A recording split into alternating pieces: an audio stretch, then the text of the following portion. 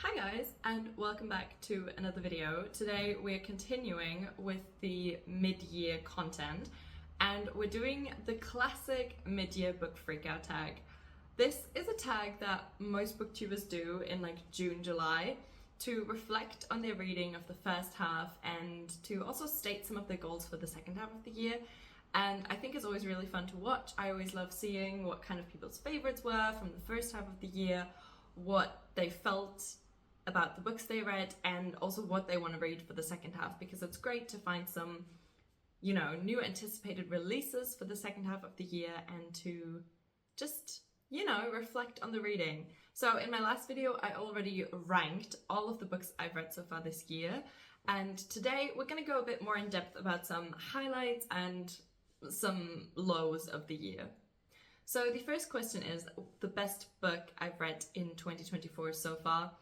That one should not be surprised because I already spoke about it in my last video, but that is Notes on Heartbreak by Annie Lord. This is phenomenal. I actually picked this up on such a whim just because I felt like reading like a Dolly Alderton style like non-fiction, and it's so phenomenal. It's so good. It's a story about heartbreak and about a woman, so Annie Lord, who details her entire story of her heartbreak and how she healed, how she got over it, how she may have gotten back together with her ex, and also, just all the feelings that she felt. This is incredibly well written, and if you are in your mid-20s going through a breakup, this is the perfect book to pick up.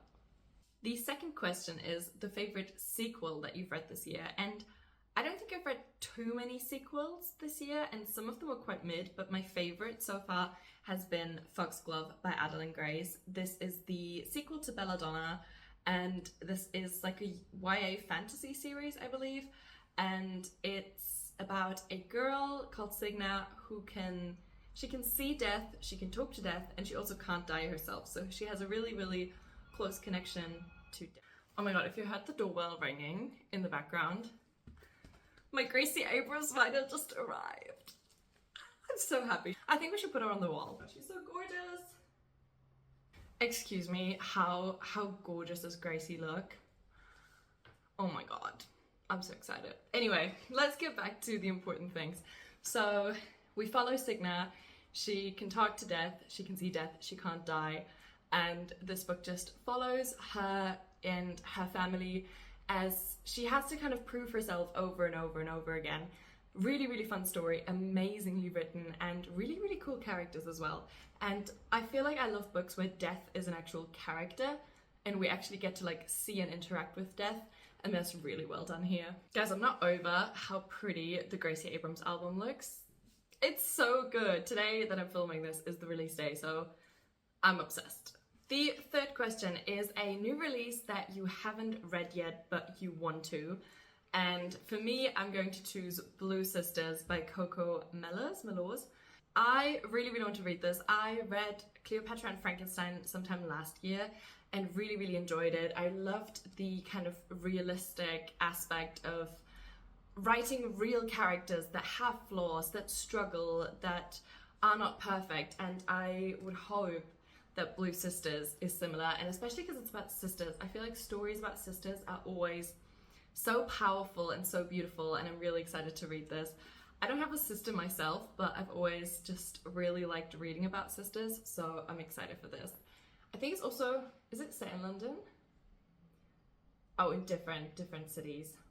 Oh my god, and they're all coming home together. I actually have no idea what it's about. I just bought it because it's Coco Mellors, so I was like instant buy. Also, this edition is so floppy, I love it. But yeah, I'm excited for this. The next question is for the most anticipated release for the second half of the year, so a book that isn't out yet.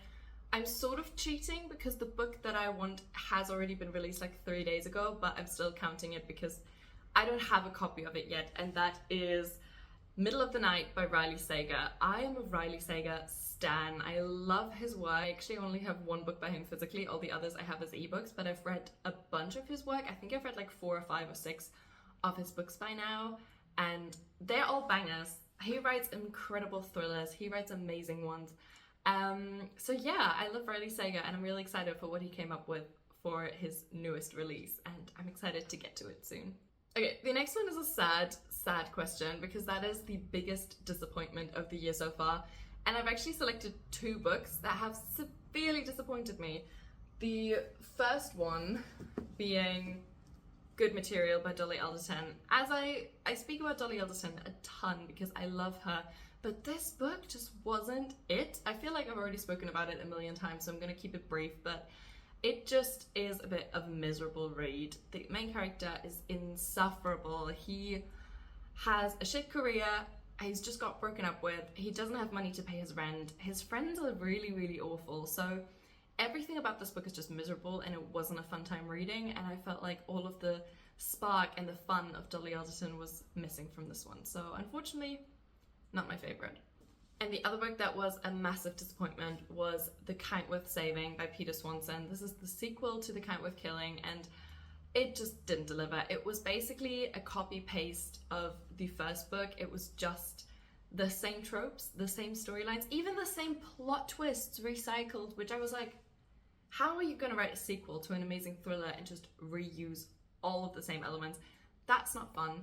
That's not original. Like, I don't know. It was just insufferable. I feel like the characters were less interesting, the plot twists were less shocking, and everything was just less in this, and that wasn't really fun to read about. Now though, we have a biggest surprise, and I'm actually really excited because I had a lot of really cool surprises this year that I was really excited about. The first surprise was Check and Mate by Ali Hazelwood. I wasn't expecting this to be amazing because it's YA, and like a YA romance is never really my thing. Like, I've read some of them, but I haven't read a YA romance in a while. But this delivered. Like, this was so good. I really, really enjoyed this. It's about a chess player, a female chess player. She re-enters the like professional chess tournaments after like having given up chess for a few years, and she plays against like the current champion, and they have a spark. Let's just say they have a spark, and I really enjoyed this. It was such a fast read. It was really entertaining, and I felt like the characters in the romance were actually really well written.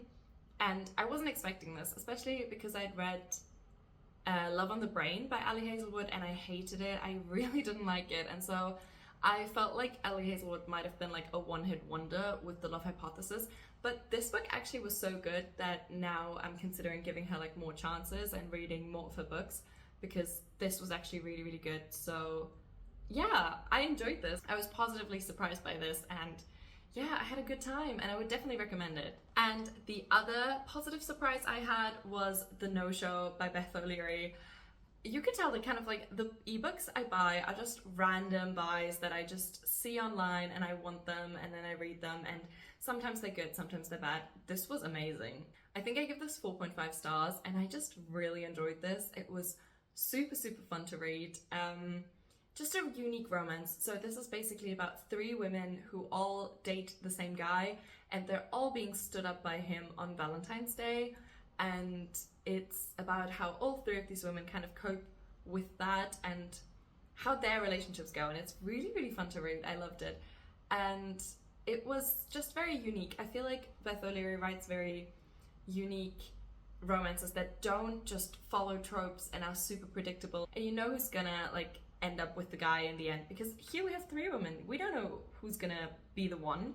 Like, if any, maybe none of them end up dating him. So this was very, very unique and very, very fun and unpredictable, honestly. Like, I didn't see the twist coming. The next question is new favorite author. I am once again gonna say Annie Lord, just because she's written my favorite book of the year so far, and I have not looked into her other releases if she has any, but I would definitely want to. Like, I definitely want to pick up more from her if she has other books out, because I really loved her voice and her writing style. So Annie Lord is definitely my number 1, and my number 2 new favorite author is definitely Rebecca Ross, the author of Divine Rivals.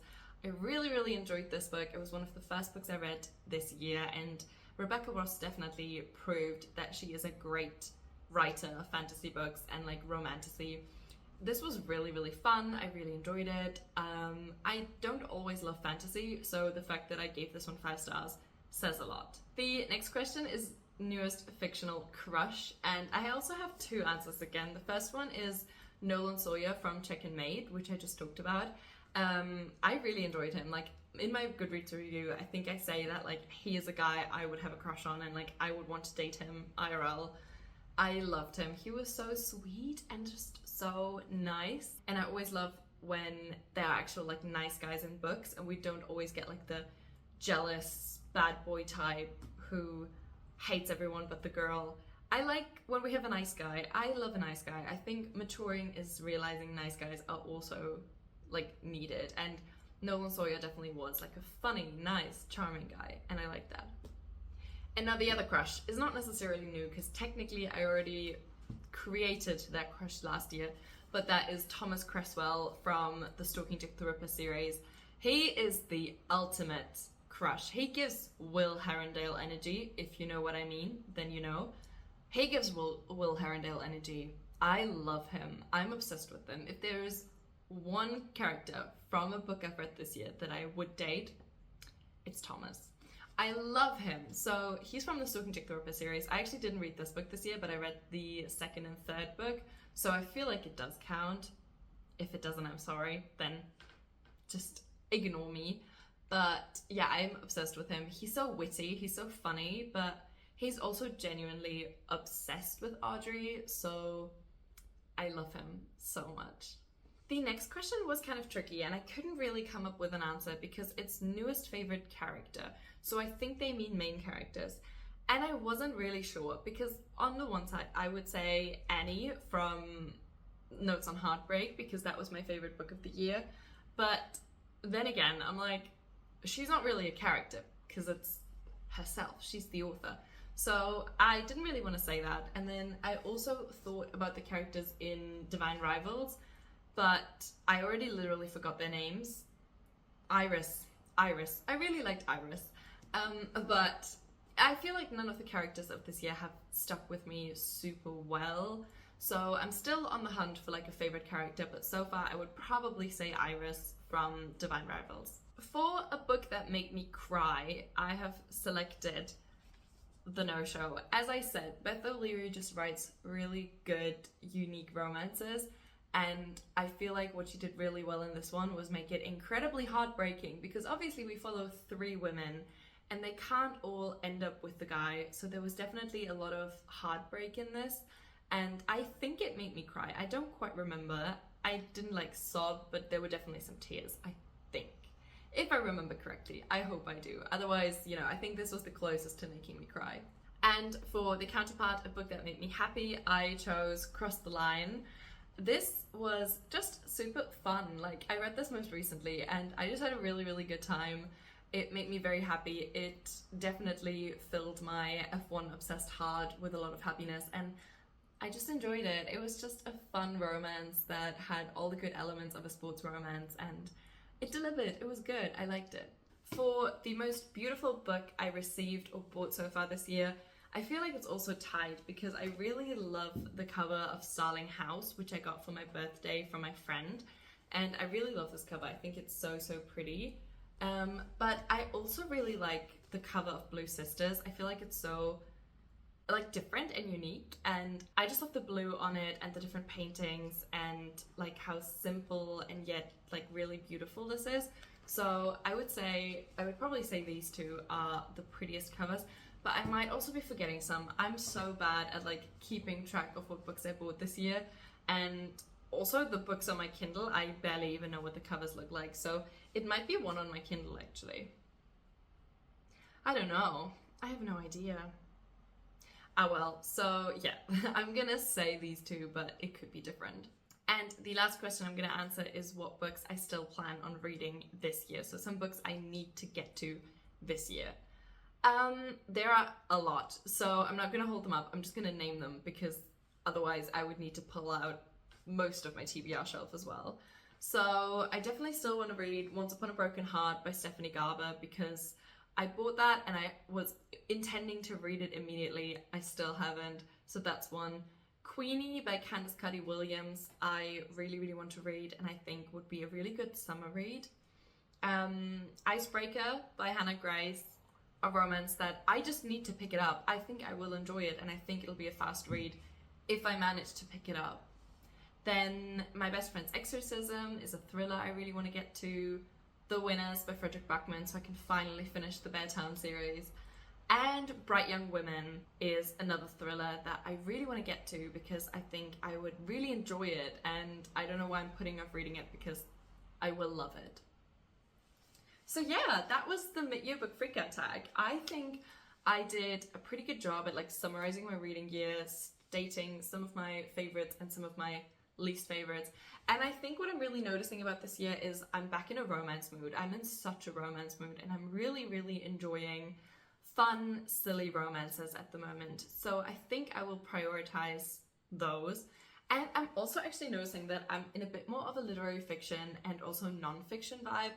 A lot of the books I've enjoyed this year had some more serious topics. So for example, like Notes on Heartbreak obviously deals with heartbreak, or yeah, some of the other books I've read also were a bit more of a serious note, and I really enjoyed those. So I think I'm gonna prioritize both romances and literary fictions and non-fiction. And I think books I'm gonna read less is maybe thrillers. I just feel like none of the thrillers that I've read have made it onto like my favorites of the year so far. So I think I'm going to read less thrillers and more other books. So we shall see if that continues into the second half. Maybe it'll change. Maybe the new Riley saga will completely blow my mind and reform me. But yeah, so much for the mid-year book freakout tag. I had a really good time. Let me know what your favorites and least favorite books of the year so far were. And yeah, just tell me your thoughts about the first half of the year, and also what books you're still excited for in the second half, because I need to be aware of new releases. I feel like I'm never good at keeping track of new releases. So yeah, tell me if you have anything that you are excited and looking forward to in the second half. So yeah, that's so much for me today. I will be back soon with a new video with maybe a little bit more of mid-year content, or maybe some summer content. I really want to do like summer book recommendations, so we'll see what I come up with. But yeah, see you then. Have a good day. Bye bye.